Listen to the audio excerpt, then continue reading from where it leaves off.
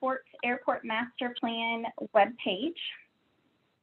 We are going to mute all the participants for the presentation. If you do have a comment or a question, we encourage you to use the chat box throughout the presentation, and Jenny will be monitoring the chat box, and if it's kind of a simple answer, Jenny will go ahead and answer that.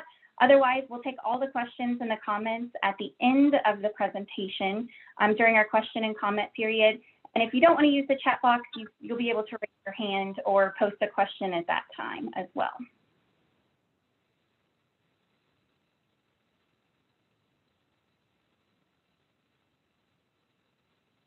Next slide.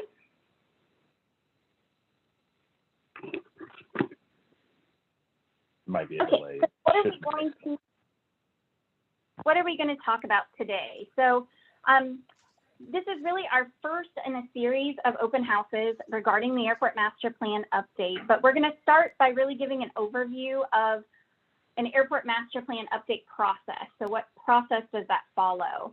And then we're going to talk a little bit about the schedule and where we are in the project. And then we're going to dive into the details of the Airport Master Plan update. So the airport inventory. So what infrastructure do we have at the airport and how is it used? The draft aviation forecast. What type of activity has historically occurred at the airport? And then also what activity is expected in the next 5, 10, 15, and 20 years. And then we'll talk about our draft facility requirements, which is really where we'll focus on how the airport can accommodate both the existing users and our future users. And then, of course, we're going to have the questions and comments section at the end of the presentation. So according to the Federal Aviation Administration, an airport master plan is really a comprehensive study of an airport that describes the short, the medium, and the long-term development plans to meet future aviation demand. And this study does follow a Federal Aviation Administration or FAA process that's dictated by an advisory circular. And the project is funded by the FAA. And so we kind of follow this process. And it's really important to note that for any development to occur at the airport or for any funding to be given to the port as the airport sponsor, we have to have what's called an approved airport layout plan that's signed by the FAA. And so this is what the study does, is really gets us to that signed airport layout plan and gives us that future plan. So we start by looking at our inventory. We talk about what exists at the airport today. We look at our forecast, what's going to happen activity-wise over the next 5 to 20 years. And then we look at those facility requirements. And that's where we focus on things like meeting that demand from the aviation forecast, but also looking at what has changed since the last airport master plan as far as FAA standards. So the FAA is constantly evolving their design standards at the airport. So they learn from things and then they modify their standards. And so we have to constantly make sure that the airport is up to date in meeting those standards. And then we kind of look at alternatives. So if any development is to occur at the airport, what does that look like? And what does the future of the runway look like? What does the future taxiway system look like? So we look at that in the alternatives and we come up with a preferred alternative. And then we dictate all of that on a paper map. This is actually a set of maps called the Airport Layout Plan. And that gets approved, as I mentioned, formally by the FAA. The aviation forecast also has to be formally approved by the FAA. And then in the end, we come up with a report and our capital improvement plan that really lays out how do we phase any project, whether they're maintenance of existing infrastructure such as pavement, or if it's future infrastructure that we might want to develop at the airport. So this project, again, really focuses on the development needs. It doesn't focus on the airport's management or the operations or the maintenance issues at the airport. And the FAA likes to see this project be updated every 5 to 10 years, depending on what's happening at the airport. And the last master plan was completed in 2013. So moving on to our schedule.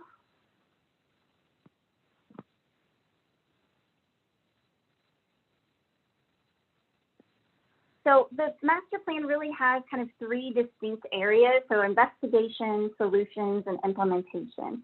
And we kicked off this project in mid-March with the port in that investigation stage. And we really spent the spring and the early summer months looking at the issues, looking at the airport infrastructure and documenting that in our airport inventory chapter, looking at the forecast. So again, what's the future hold for the airport, and then looking at those facility requirements.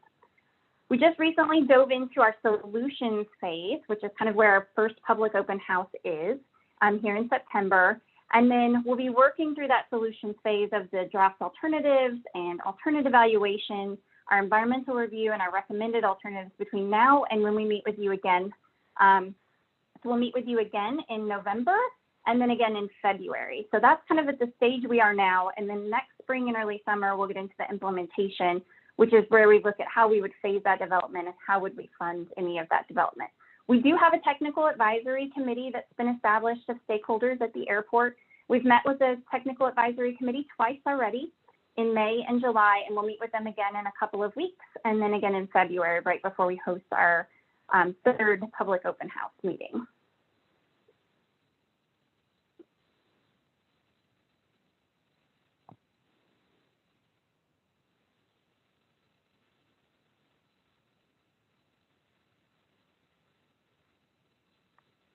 So moving on to the next slide.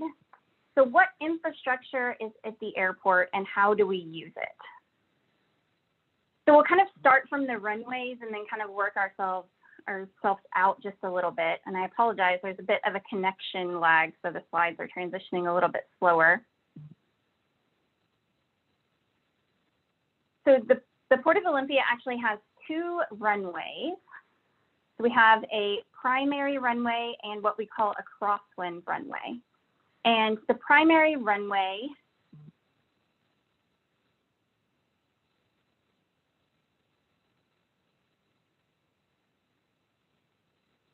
I'm not sure if you can see it or not. I can't see the slide. I don't want to talk before you can see it. Justin, can you see the slide? I can see the slide. I know it's a delay issue going on. I'm not exactly sure how to speed it up. Has it switched for you? It has not. Rudy, can you see the runway infrastructure slide? No, there you go. It just changed over. There you go. Okay. You just got it. Okay. I don't know why it's taken so long to switch. Sorry about that. So again, the airport has two runways, the primary runway 1735, and then our crosswind runway 826. And runways are numbered with their magnetic headings. So that's how we get those numbers. They're not made up. So our primary runway, again, 1735, it's actually 5,500 feet long and 150 feet wide. And then our crosswind runway, shown in red, is a little over 4,100 feet long and 150 feet wide. And the runway and kind of all of the infrastructure at the airport is on 845 acres total. So now that we've talked a little bit about the runway, so runways are really designed to accommodate aircraft based on their approach speed and their wingspan. And combined, these are really helpful in determining the overall geometry of the airfield. So not only the runway themselves, but also our taxiway system is also defined based on that aircraft. And so we look at our aircraft design classifications. So we have a table over on the left-hand side, and that talks about the aircraft approach category. And that gives us a letter, A through E. And as you can see, we're kind of in the B and the C, depending on which runway you're talking about. And then we have an airplane design group, which really focuses on the wingspan. So how wide is the wingspan of the aircraft that are using the airport? And so those are actually numbered with Roman numerals. And so we're a 2. So runway 1735, our primary runway, is considered a C2 runway. And our crosswind runway is considered a B2 runway. And again, this really just kind of helps us define the geometry of the airfield as we go forward in the master plan process. And both of these were used in the last master plan as well. So we didn't see any significant changes there. So the airport also has a network of taxiways that connect the hangar areas to the runways. So it's really the way to get from the hangar or from the apron, you drive on the taxiway to access the end of the runway to take off. And taxiways are identified with a letter, so like A or B, and we often recall them as taxiway alpha or taxiway bravo. And the taxiways at the airport are really a mixture of both lighted taxiways and then taxiways with just reflectors. And so you'll see in the drawing on the right-hand side of the screen, the darker blue are the lighted taxiways, and you'll see those are all on the west side of the airport. And on the east side, those taxiways in the lighter blue color are just, there's no lights, there's just reflectors alongside the pavement to help the pilots. And it's not uncommon at a general aviation airport to have kind of a mixture of lit taxiways and unlit taxiways. So there's also a lot of other infrastructure at the airport that's not necessarily airfield directly, so not pavement. And so you might have noticed, of course, the airport administration building, which is where Rudy's office is. And then, of course, the air traffic control tower, which on top of the airport control tower is also a rotating beacon. So you've probably seen those lights, and that helps pilots identify where the airport is when they're flying, especially at night or in poor weather. The air traffic control tower is what we call an FAA contract tower. So the FAA has contracted out to a private company to hire the air traffic controllers and staff that facility. We also have what's called a vortex. So it kind of looks like a big bowling ball out on the airfield. And this is a VHF omnidirectional range and tactical air navigation system. So all that means is really it's for radio-based navigation beacon. And so it's used heavily by Joint Base McChord, Lewis McChord, and also on arrivals into SeaTac also. So again, it's really just a function kind of pre-GPS for pilots to be able to navigate across the country. You might have also noticed the approach lighting system. So it's called Medium Intensity Approach Lighting System with Runway Alignment Indicator Lights. So a Mauser, so that's a mouthful. But essentially they're the post with the lights across the top that you'll see as you're driving by, and there's some on either side of the road as well. So again, these just help the aircraft approach the runway in a safe manner during low visibility or at night.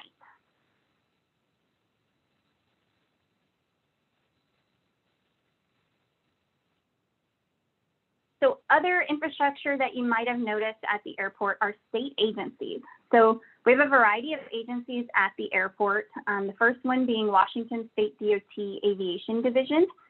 They're located in the old commercial terminal building on the west side of the airfield.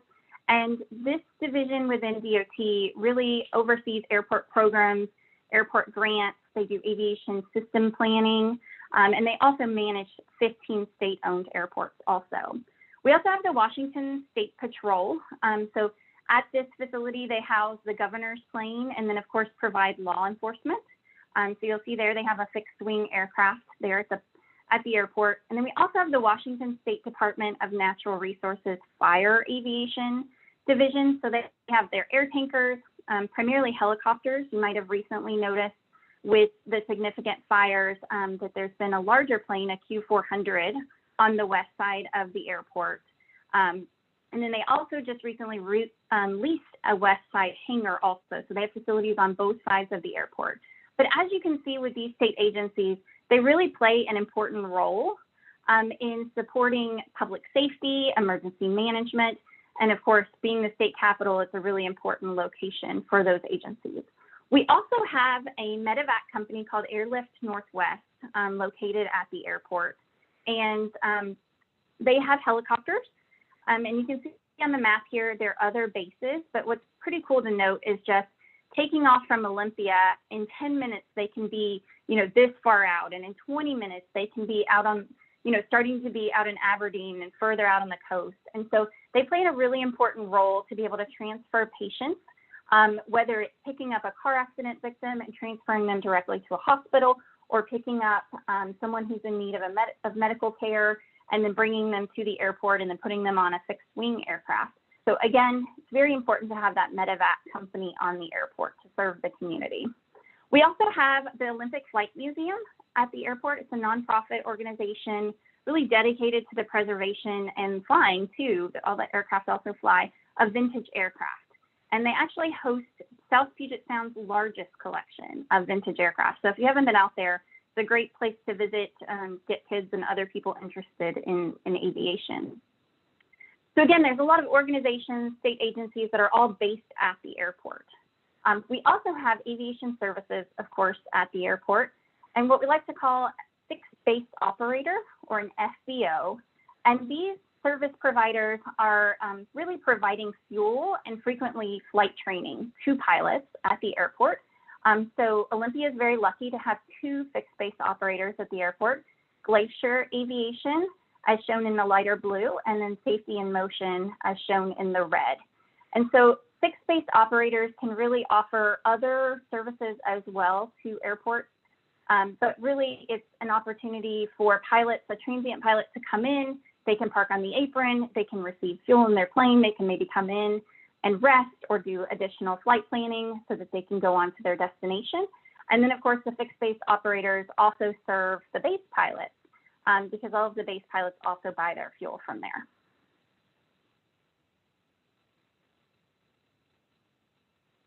We also have an avionics shop at the airport, which is really a shop that does repair and installation of avionics, so electronics kind of inside of the airplane. So that might be radios or radio navigational equipment, a GPS system or a transponder, or even more recently what we call an ADSB, so automatic dependent surveillance broadcast. And really transponders and ADSB is really the way for air traffic control to track an aircraft in the air. And so we're kind of transferring over all the aircraft over to that ADSB.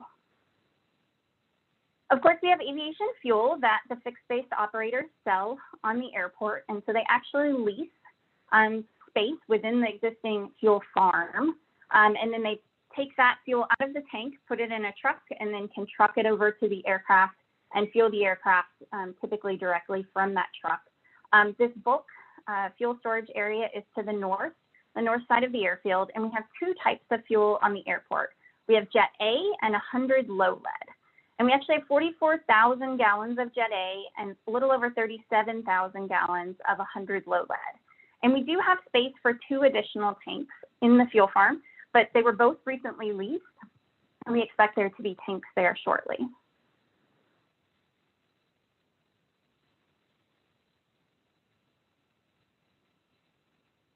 At the beginning of the study back in March, we reached out to the users, both the base users as well as any transient pilots coming to the airport, for information about things that they see as needs for the airport or where they think the master plan should focus. 36% of those respondents actually currently use the airport for their business, which is great. And then 39% expressed an interest in building a hangar. So it really just shows the demand for hangars continues to grow, not only at Olympia, but across the Western Washington area. And then 93% of the users indicate that the existing runway, it meets their needs. So other top areas for consideration by those 28 people that responded to our survey included self-serve fuel for 100 low lead, additional hangars, either to rent them or to build or own their own hangars. Continued pavement maintenance. They said that the airport does a great job maintaining the pavement, and they want to make sure that continues to be a priority for the port. And then, of course, airfield lighting. We talked a little bit about not all of the taxiways are lit. And then pilots always want improved instrument approaches. So they want to be able to fly in lower weather conditions. And then a restaurant at the airport was of interest, and then additional commercial or cargo services at the airport, and then more ramp and apron space, in particular for the helicopters. We have a lot of helicopter training that happens at the airport. So now I'd like to invite Troy to give us a brief overview of the status of his project, because it really does kind of integrate a little bit into the airport master plan, and in particular when we get into our alternative phase. Yeah, thanks, Leah. And hi, everybody. Troy Ramick with ICF. I've been working with the airport for the last few years on the Bush Prairie Habitat Conservation Plan. And while Leah and her team are giving an update on the airport master planning process today, I'm running sort of a parallel process that will think about all of the existing and future uses at the airport and how it interacts with threatened and endangered species. So if many of you who have been following along with the airport for a while know that there are a couple of listed species that occur at the airport, the Olympia pocket gopher and the streaked horned lark. And so while the master planning process is underway and moving into the future, one of the considerations is how to do that while also minimizing and potentially mitigating for effects to those species. So getting a permit under the Endangered Species Act to do all of the work. The work that the Bush Prairie HCP will be a 30-year permit, so it even goes a little bit beyond what we're talking about here, but it addresses all development and operations at the airport, existing, ongoing, and anything new that is proposed. Quantifies those potential effects on threatened or endangered species, and then has a series of minimization and mitigation requirements that go along with that as well.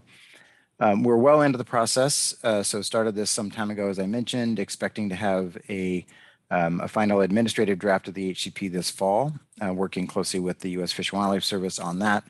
That process will then, or that HCP will then have to be reviewed under the National Environmental Policy Act. It's a federal process, and the Fish and Wildlife Service will be issuing a permit, so that's a federal action, so NEPA is required.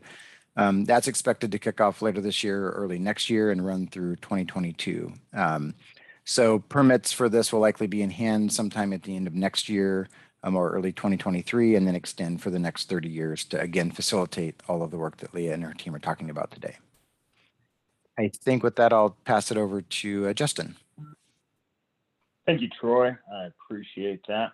And like Leah said, we're having some technical issues with the slides not coming up. And so, Rudy, when you see the new slide, if you can give me a thumbs up, I can see you in my camera here, and that may help speed it up.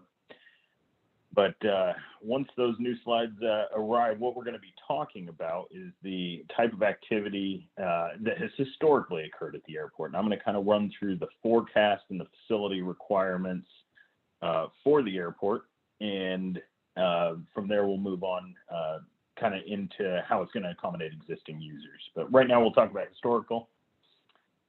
So our top uses of the airport are going to be flight training and business travel, personal travel, law enforcement, charter flights, maintenance, fire response, and emergency response. So out of that list, the key takeaways, what we want to be able to see is that it's not just people flying in to get in a Lamborghini and go. It's not the rich and famous. There are people here who are learning how to fly that will eventually fly for the airlines that we take everywhere. There's business travel of small businesses within the greater area that are coming in to be able to network and talk and do business on a very personal level. And it's not always in a jet. It can be in a small single engine propellered airplane. And then as far as the law enforcement, with the Washington State Patrol being based at the airfield, it's a great asset to have, as well as the fire response that we see with the Department of Natural Resources and the Bureau of Land Management coming in. And then finally, with the emergency response, Airlift Northwest is a critical asset for an airfield. And we just want to make sure that we continue to keep the growth going as it keeps development. So we're going to talk about based aircraft. And based aircraft are those aircraft that are housed at the airport for more than 6 months out of the year. The FAA does not count seasonal aircraft. Seasonal aircraft could be those like the Department of Natural Resources helicopters that are based at the airfield for fire seasons. And when those fire season helicopters go back to where they came from, they may be there for 4 or 5 months, but if they don't hit that 6-month mark, they're not considered a based aircraft. So we just want to maintain a list for the FAA of those that considering Olympia as their home airport. So there's 95 single engine aircraft and 8 multi-engine aircraft that are based at the airfield, along with 3 jets and 18 helicopters. The 18 helicopters is an interesting number. Normally, airports of this size may have 3 or 4 helicopters based on an airfield, but with 18 helicopters, it's a great show that there is a large helicopter training base, and with the Department of Natural Resources fire mitigation that they do. It keeps the based aircraft numbers very high in that area. The historic operations for the airport. Now, an operation is a takeoff and landing of an aircraft. So as an aircraft comes in and lands, it's counted, and as it takes off, it's counted. And this is normally done by the tower. Now, our air traffic control tower here at Olympia is open from 8 a.m. to 8 p.m., and therefore it's closed from 8 p.m. to 8 a.m. So during the daytime hours, we'll call them that 8 a.m. to 8 p.m., The traffic has been counted back, and we got numbers all the way back to 2011, and it fluctuates up and down based on flight school enrollment and the economy and the geopolitical environment and fire seasons and everything that you can imagine that would affect someone to fly. But what we wanted to be able to do in this master plan is be able to really dive in to figure out the after hours operations and how those count. Because the historic tower operations, that's pretty much a fixed number. They count every single aircraft very well. But those after hours operations are the ones where no one's out there at the airport, or the FBO may be out there, the fixed base operator, but no one's really keeping a log of how many operations are happening. So we did a survey and a bunch of interviews, and we were able to come up with about 5,600 operations occur there at Olympia during the evening hours. And so what we like to do is add those together to the towered operations numbers and come up with about 70,466 operations a year. So 56.5% of those are local operations. So as we keep dividing these down, this is what the FAA likes to see, is they want to kind of see the trends and see the analysis that's occurring for the airport. So those local operations are operations that occur where the pilot will take off from the airport and then land back at the airport. Whereas an itinerant operation is one where they take off and head somewhere. They may be going to Portland or up to SeaTac. But the itinerant one is leaving or coming to the airport from somewhere else. And so we got 39,000 local operations, and then the rest are made up of the itinerant operations, that's 31,000. And how that divides down, there's 193 operations per day on average that occur at the airport. And that's a great number, a significant number, and it continues to build. So now that we know historically what it occurs, we look at what are we looking at in the next 5, 10, 15, and 20 years. And we use that in the forecast as our planning period. We want to be able to justify the development that needs to occur and kind of look forward into that development. There are, like I said, a planning period stages of that 5 years. So this is a 2020 master plan study. So we're looking out 5 years at 2025 and 2030, 2040 for our ranges. And we've taken a very conservative approach because of the year that this forecast has occurred, and that's the year of the pandemic. And so what we want to make sure, and what the FAA really wants to make sure, is that we're being careful and considerate in what we're planning for. Because at the time, especially during this stage, they didn't know which direction air traffic was going to go. And what we've seen is general aviation traffic has remained fairly consistent, while the commercial traffic had definitely taken a larger hit. We have a total based aircraft of 124 aircraft on the airfield, and we project that to go up a little over 0.5% a year, up to 126 aircraft in 2025 and 139 in 2040. The key that we are holding on to in this is that hangar development is affected by, or based aircraft is heavily affected by hangar development. And the constraint right now is finishing up the HCP, is there's been no development able to occur until that's finished. So if someone was to come in and build a 10-unit T hangar in 4 years from now, those 10 units would most likely be reserved and filled before the hangar had even started construction. There's such a demand for hangar development in Olympia and the entire region that it's more or less an if you build it, they will come type of situation. So we want to make sure that we're being conservative for what the airport has, and that's what the FAA wants to make sure we're doing. But we also have to be realistic in knowing that as hangars are built, that development will expand the based aircraft footprint out there. And then there's total operations, and we projected total operations at just under 1%, because we also factor in the transient aircraft, or those itinerant aircraft that are coming in and out of the airport, not just the based aircraft. So it's a little bit higher, but it doesn't increase significantly. We're looking at about 84,000 at the end of the planning period, and we anticipate that to remain fairly consistent throughout. You'll have your ups and downs and swings, but eventually, when you average it out, it should be very close to that. So with the Olympia forecast, that all that planning for the based aircraft and the operations to figure out those numbers, we also take one factor into consideration, and that's what is the biggest aircraft that has over 500 operations in a year. And that aircraft that has over 500 operations in a year being the largest out there is called the critical aircraft for the airport. Our critical aircraft is the Cessna Citation 560.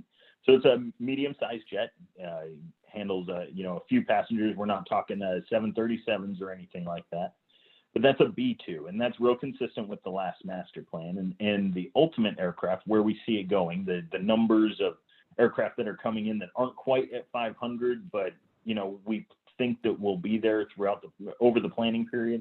It looks like it'd be the Bombardier Challenger 700. Which is slightly larger than the Cessna Citation and is in the C2 category.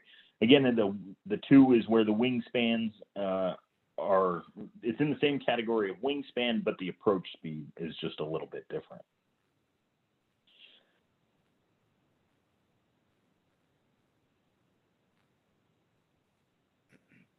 Wait for that next slide to come up, and what we're going to talk about is how the airport can accommodate existing users and the future users.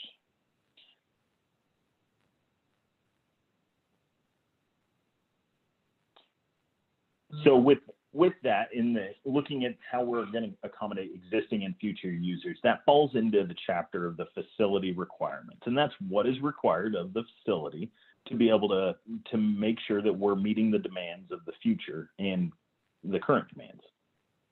So both runways have adequate length. We're not terribly worried about that. And the aircraft that regularly use the airport, even in the surveys, had no major complaints for the amount of space that's provided.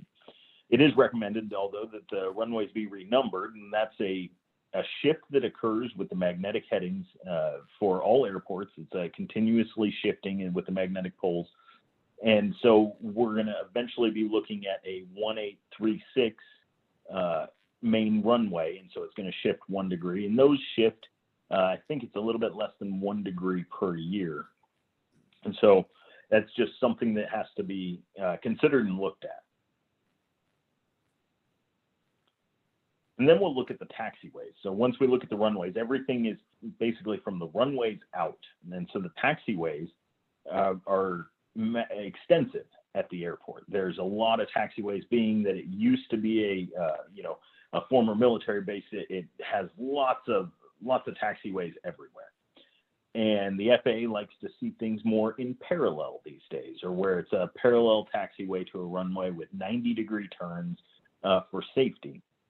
They also want to see the removing of the direct apron to runway access. And you can see in this picture the top of taxiway Foxtrot, or taxiway F, there is kind of up there in an apron area. They don't want that going directly down into the runway. They require a 90-degree turn. And so that's something that'll have to be planned for in the future, of eventually being able to put in those new design criteria and meeting the FAA standards.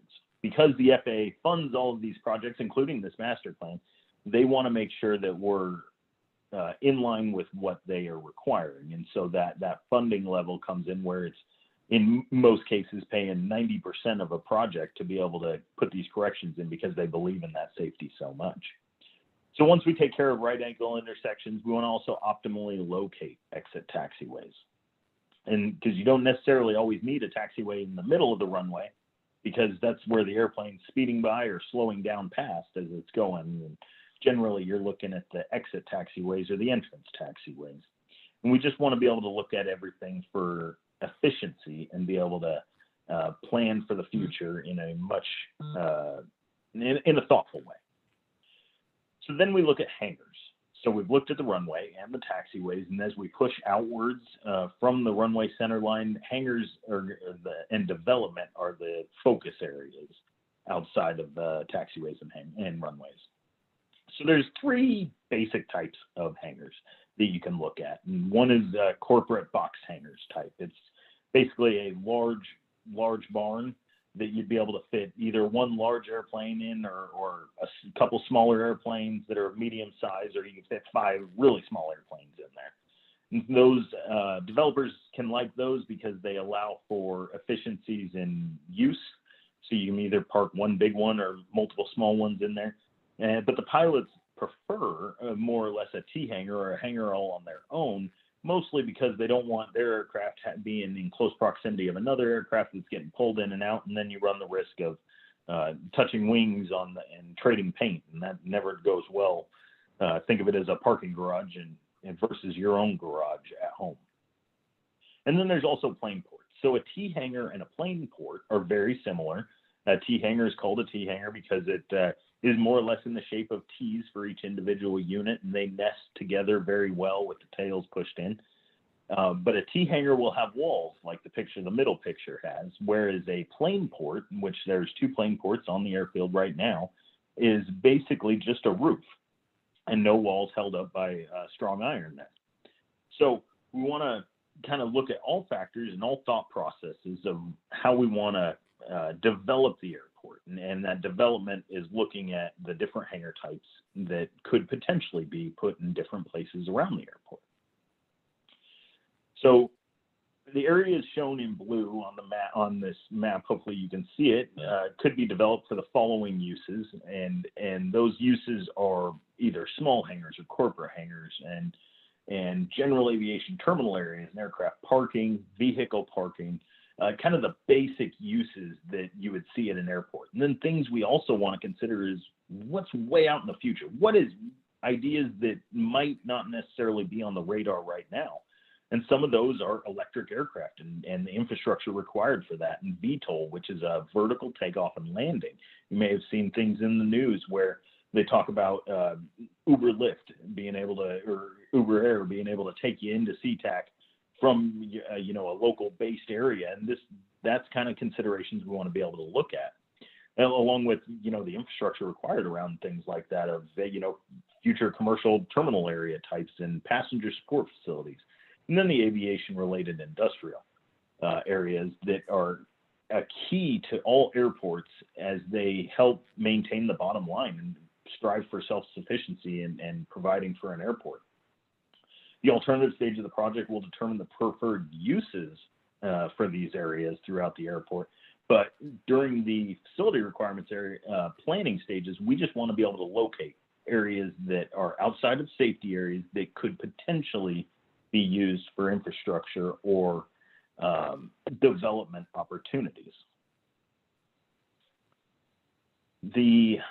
I'm going to pass this on to Leah. It's a very exciting discussion that goes into the biofuels, plant-based fuels, and then also into electric aircraft. So Leah, I will pass it to you. Thanks, Justin. So yes, so one of the things that we're going to tasked with as a part of the master plan is to really look at a couple of key emerging in aviation, with the first being sustainable alternative fuels. So these are really created by using feedstock produced by green plants that, of course, absorb the CO2 from the atmosphere and then can convert that oil or the sugar to make low carbon jet fuel. And the forecast for biofuels just continues to grow. So we're looking at about 20% of all aviation fuel to be biofuels by 2040. And United Airlines, as well as lots of other airlines, are already utilizing biofuels. But United actually buys approximately 10 million gallons per year at the LAX airport. And so this bio and the plant material, whether it's waste oils or plant and algae material, animal fats, et cetera, they get blended with kind of that traditional jet fuel to make what we refer to as biofuels. And again, this is just kind of a more sustainable future for aviation, just like electric aircraft.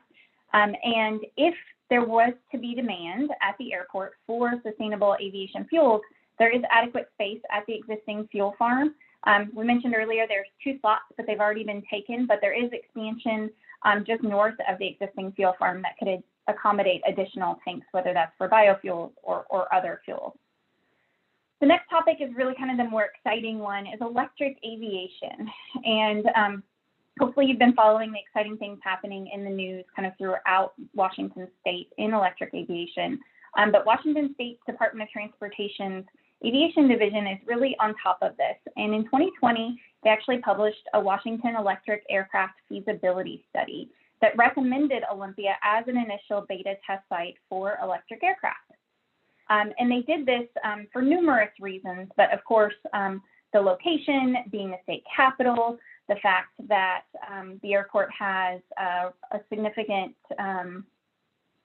ability to do additional development at the airport, a runway that's a sizable runway. So lots of different factors led to them choosing Olympia as one of their beta test sites. So a little bit more about the manufacturers themselves. So they're really indicating that by 23 and 24, that electric aircraft are going to be flying. So they're already being built and tested in Washington. And I actually saw a news article just this afternoon that the FAA has released, I think it was called some sort of special advisory regarding the engines that the Alice aircraft that you'll see on the next screen uses. And so again, the FAA is moving forward with electric aviation. The manufacturers are building and testing these aircraft in the state of Washington. And in these tests that they've conducted, they're really proving to be quieter than traditional aircraft. And of course, if you think back to, where we started in aviation, aircraft were really, really loud, and then they've slowly been getting quieter and quieter, which we like because it's less impact to the community overall. But really the future with electric aviation is a much quieter aircraft. And so the electric aircraft market is really kind of expected to cover everything from the small general aviation, 2 4-seater aircraft, up to small commercial aircraft such as 9-passenger aircraft, and then even small cargo aircraft as well. And so now that we have these electric aircraft, what does that mean? So how do these electric aircraft get charged? So there's a couple of different options that the manufacturers are looking at, and of course all of the researchers, one being battery swapping and one being on-site direct aircraft charging. So the battery swapping, just what it sounds like. You take a battery out of an aircraft after it lands, and you replace it with a battery that's completely charged.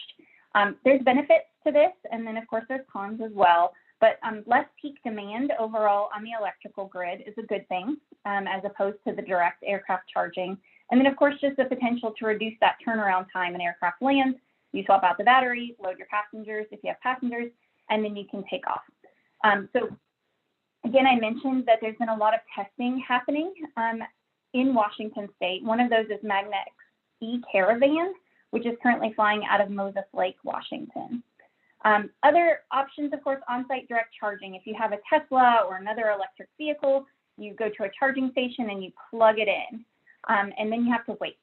And so it's very similar to that. An industry standard has not yet been established, but we have been talking with some of the manufacturers, in particular there in Washington, about the charging station infrastructure that they would like to see. And they actually recently made an announcement with a fixed-base operator agreement down in California that's going to be able to place those chargers for their Alice aircraft that you see on the bottom of the screen.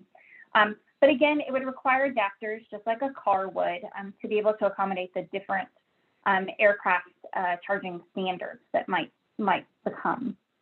So there's also an option of battery-to-battery charging, and so really just trickle charging. So we might be able to take out a battery, set it aside, replace the battery, and then charge directly from that battery to the other battery, or charge from the aircraft battery directly to a battery instead of plugging in necessarily. We would take that battery and essentially have this battery pack at the airport that would be charged over time, and then it would trickle charge directly to the aircraft. And they think that that could cut down the charging time by about in half. So half hour of charging for an hour of flight versus that 1-to-1 hour ratio if they were to just plug it in. So lots of exciting things happening at just in emerging aviation technologies right now. And I think there's definitely an opportunity at Olympia for Olympia to engage in, especially some of these sustainable practices of the future. So where do we go from here? So questions and comments. So we'd love to take your questions, or if you just have a general comment, we welcome those as well. But again, we've got our project team on the line, including Renee, our environmental planner. I think Troy is still on here as well if you have a question for Troy. And then our lead aviation engineer, Darren, is also here. So if you have a comment or a question, we ask that you use the raise hand button. Depending on which version of Zoom that you're using today, it might look like the box on the right-hand side of the screen, and you'll see that raise hand button. You can raise your hand and Jenny will call on you.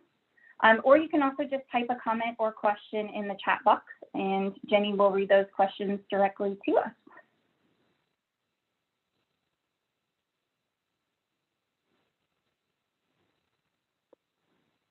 We really appreciate everyone's time this afternoon, and if you don't have a chance to ask your question or comment at this time, we'll show the project email address at the end as well, and you can jot that down and ask a question at any point throughout the project.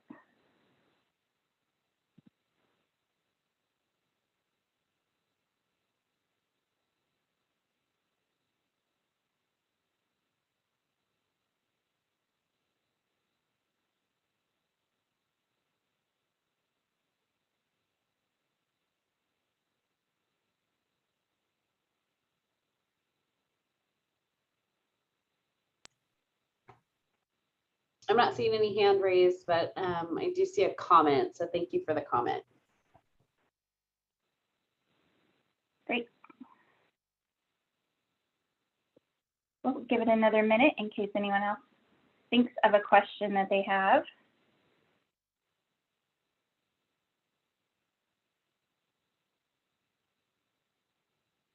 Justin, if you want to go ahead and switch slides, I can talk a little bit about next steps and schedule, and then if anyone still has a question after that, we can switch back and answer a question.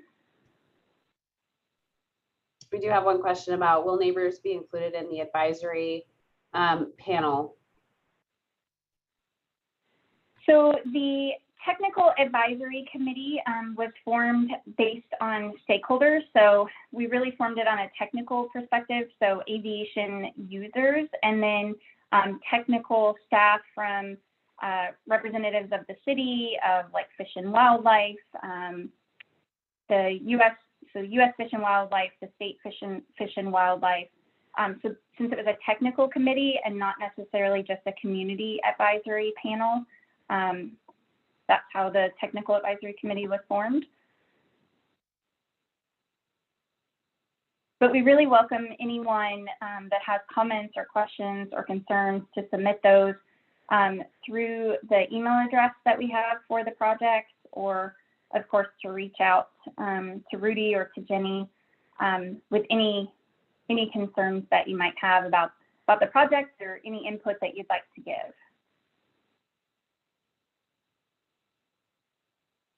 Okay, Justin, do you want to go? So we'll talk next steps just a little bit, and then we'll put up the contact information on the screen too, so everybody can jot that down. So you saw the schedule earlier. So again, we kind of said we're just about to start the solutions phase. We just wrapped up the investigation phase of the project. So we're here in September of 2021.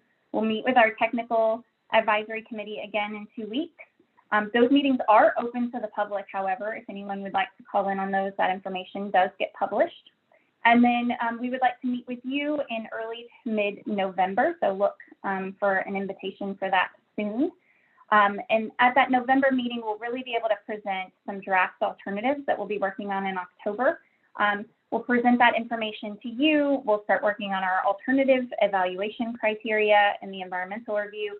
And then after that November meeting, we're really going to spend those winter months diving into those alternatives and looking at what does that potential preferred development alternative look like. So your comments at that November meeting are going to be really important.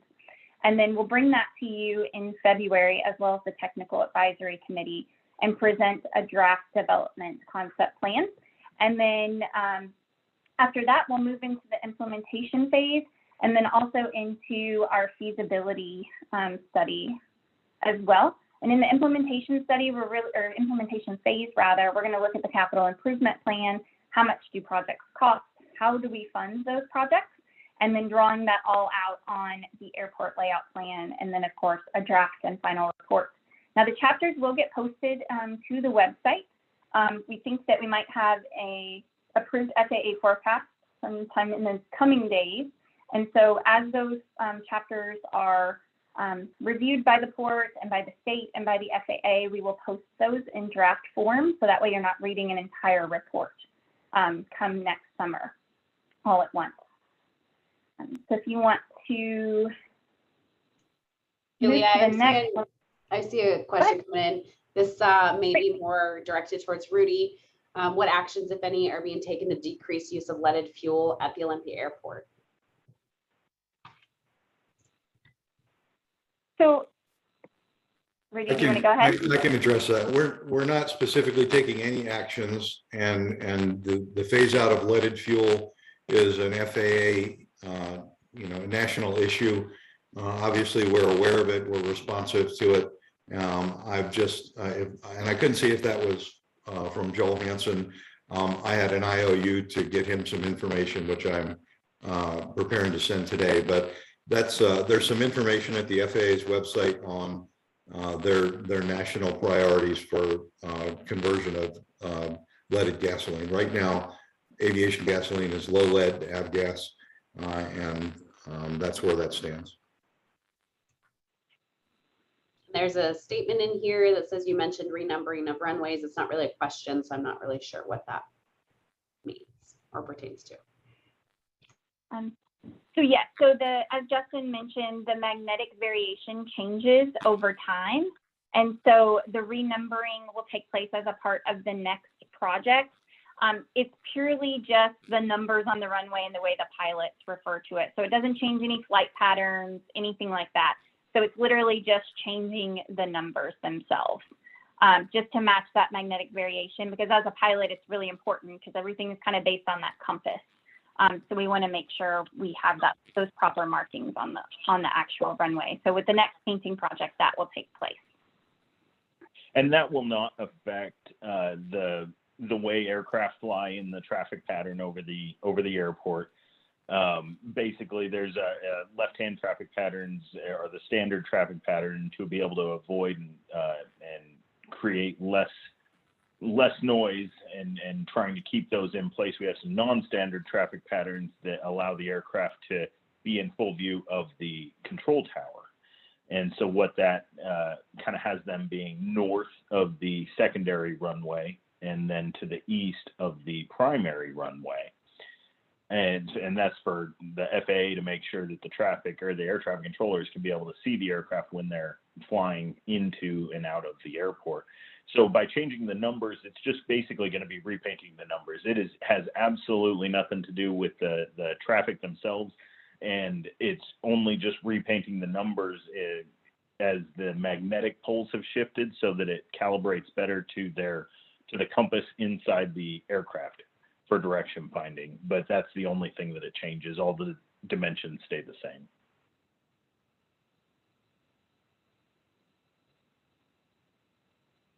Hope that helped.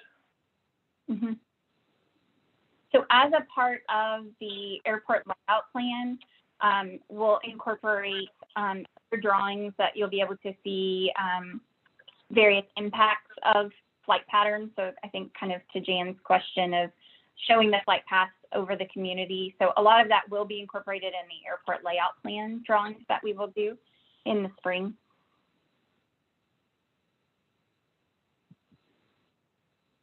If there's some specific questions about that, I'm sure we can pull information from the last airport layout plan and include that kind of in an FAQ or post that on the website. The last master plan is available on the port's webpage, airport webpage. And so all of that data is also included in that document as well. Are there any other questions that we can take? We have posted, and I know Jenny also put it in the chat box, but the master plan update email address for the port is ampupdate@portolympia.com. We've also got that posted here on your screen. Well, if there aren't any other questions, we greatly appreciate your time this afternoon. I know your time is very valuable, and we thank you for your interest in the airport master plan. It's always nice to have an engaged community when we work on a planning study, because that's what we need. We need your comments and your feedback. to make this study a success. So thank you, and we look forward to seeing you hopefully again in November. Thanks, everyone. Yes, thank you all.